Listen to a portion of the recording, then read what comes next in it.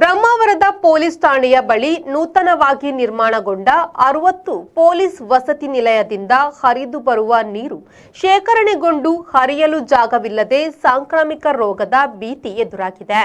ಸಾರ್ವಜನಿಕರು ಮತ್ತು ವಸತಿ ನಿಲಯ ವಾಸಿಗಳು ತೀರಾ ಆತಂಕದಲ್ಲಿದ್ದಾರೆ.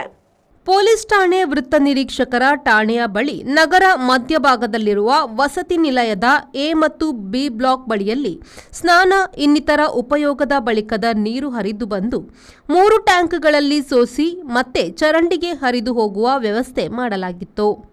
ಚರಂಡಿಗೆ ಹೋಗುವುದನ್ನು ಗ್ರಾಮ ಪಂಚಾಯಿತಿಯವರು ಬಂದ್ ಮಾಡಿದ ಕಾರಣ ಪ್ರತಿ 2 ದಿನಕ್ಕೆ ತುಂಬಿ ಮೇಲೆ ಬರುವುದನ್ನು ಇಲ್ಲಿನ ಠಾಣಾ ಸಿಬ್ಬಂದಿಗಳು ಅವರದೇ ಸ್ವಂತ ಹಣದಿಂದ ಚಿಕ್ಕ ಪಂಪ್ ಖರೀದಿಸಿ ತಾತ್ಕಾಲಿಕವಾಗಿ ಠಾಣೆಯ ತಗ್ಗು ಪ್ರದೇಶದ ಹೊಂಡವೊಂದಕ್ಕೆ ಬಿಡುತ್ತಿದ್ದಾರೆ.